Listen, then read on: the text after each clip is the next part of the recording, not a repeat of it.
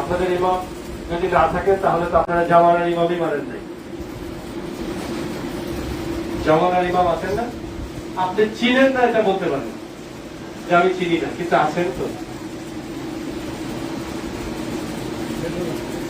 আমরা সাধারণের মধ্যে একটা দোয়া পড়ি, ইলাহি তুবতু মিন কুল্লিল মাআসি বিইখলাসির রাজা লিল খালাসি আগিসনি ইয়া গিয়াসাল মুস্তাগিসিন।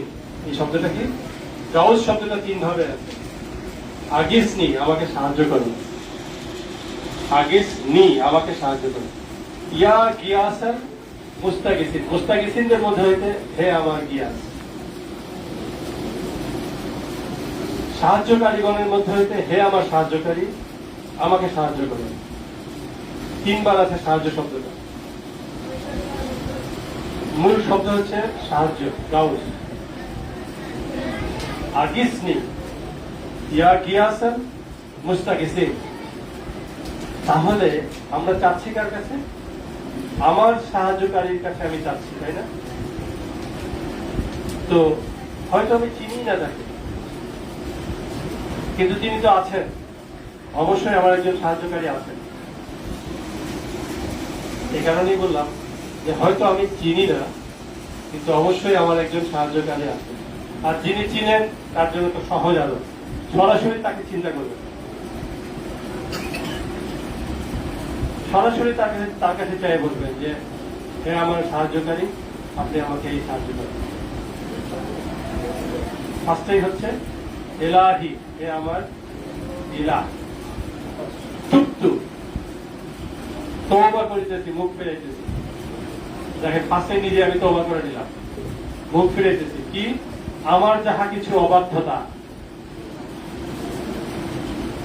আমার সমস্ত অবাধ্যতা থেকে আমি মুখ ফিরে নিলাম, আর কখনো অবাধ্যতা করবো না। সেখান থেকে আমি তওবা করে ফেললাম, এখন তোমার দিকে আসলাম। আমাদের সাধারণের মধ্যে আপনি কিন্তু আছে না, সাধারণটা করে নিয়ে আমরা যদি এইভাবে নিজেদেরকে মুখ ফিরিয়ে নিয়ে আমাদের যিনি গাউস, যিনি আমাদের সাহায্যকারী, আমি চিনি অথবা না চিনি, চিনলে তো কোনো ভালোই, না চিনলেও তার কাছে চাইবো যে আমি যেন আমার অবাধ্যতা থেকে মুখ ফিরিয়ে ফেলি এবং আমি মুক্তির জন্য নিজেকে সমস্ত ঝামেলা থেকে খালাস করে দেওয়ার জন্য আমি মুখ ফিরাইছি। এবং হে আমার সাহায্য, তুমি আমাকে সাহায্য করো। কি? এই যে নওয়াসি, আমার যে নওয়াজ, নওয়াজ মানে হচ্ছে কপালের সম্মুখ ভাগ, এইটা ধরে যখন তুমি টান দিবা তখন তো আমার অবস্থা খারাপ, কারণ আমি এখানে জমা করছি কি জিনিস,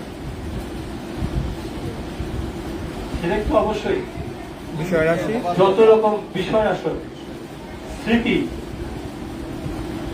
পরিকল্পনা, আমার অতীত এবং ভবিষ্যৎ অর্জন করছি আমি, কিন্তু বর্তমানে থাকি না। আমার ভুলটা ছিল একটাই, আমি সর্বক্ষণ বর্তমানে থাকার যে একটা নীতি মাওলা দেন, সেটাই আমি থাকি নাই। আমি পূর্ব স্মৃতি এবং ভবিষ্যতের পরিকল্পনায় এটা ধরে রাখছি। এইটা ধরে তুমি টান দিবা। আমাদের সাধারণের মধ্যেই আছে, এত সুন্দর। এটার ব্যাখ্যা করে যদি নিজের মধ্যে আমরা যদি পারি নিজেকে সংশোধনের দিকে নিয়ে আসতে, আর কিছু লাগবে না, তিনি অবশ্যই তার কারণে আমাকে রাখবেন। আমাদের অসুবিধাটা কোথায়? আমরা পারি না কোনটা? আমরা পারি না হচ্ছে অতীতের স্মৃতিকে বর্তমানে সালাতের মাধ্যমে দেখতে পারি। অতীতের স্মৃতিকে আরেকবার আমরা রোমন্থন করি, অতীতের স্মৃতিকে আরেকবার রোমন্থন করি, ফলে ওটা জাকাত হয় না। অতীতের স্মৃতি আমাদের থেকে জাকাত হয়ে যায় না। এই বর্তমানে এখন যদি আপনাদেরকে আপনি স্মরণ করতে বলি যে গতকাল কেমন বৃষ্টি হয়েছিল, একটু স্মরণ করে, আপনার মনে চলে আসবে না? হ্যাঁ, এটা কিন্তু আটকে গেল, আটকে গেছিল তখন, এখন আরেকবার আটকালো। যদি আপনি এটাকে বর্তমানে অতীতের স্মৃতিটাকে স্মরণে এনে এই স্মরণটাকে যদি আপনি ধ্যানের মাধ্যমে রাখতে পারেন, যেভাবে শিখেছেন, আপনার মসজিদ থেকে যেভাবে শিখেছেন সেভাবেই, তখন হয় কি সেটা আর আপনাকে থাকে না, সেটা জাকাত হয়ে যায়। সালাত হলেই জাকাত হবে, তাই তো? এটা তো বুঝেন, ওটা জাকাত হয়ে যায়। এই কাজটা আমরা করছি না ঠিক মতো। আমি আমার নিজের কথা বলি যে আমি ঠিক মতো করছি না, একটু একটু সাহায্য করতেছি নিজেকে, কিন্তু এই না করার কারণে আমি বারবার আটকে যাচ্ছি এবং আমি অসুস্থ হচ্ছি, এবং পরবর্তী জন্মে আমি মুর্শিদের চরণ হারাচ্ছি। মুর্শিদ যা শিক্ষা দিলেন তা যদি আমি পালন না করি, তাহলে কি আমি, তিনি আমাকে রাখবেন? তিনি আর কাউকে তো সুযোগ দিবেন, তাই না? যে তাকে আমার চেয়ে বেশি চাইছে তাকে সুযোগ দিবে না? আমাকে দিবে না তো? এবং তিনি আমাকে ধমকও দিয়েছেন।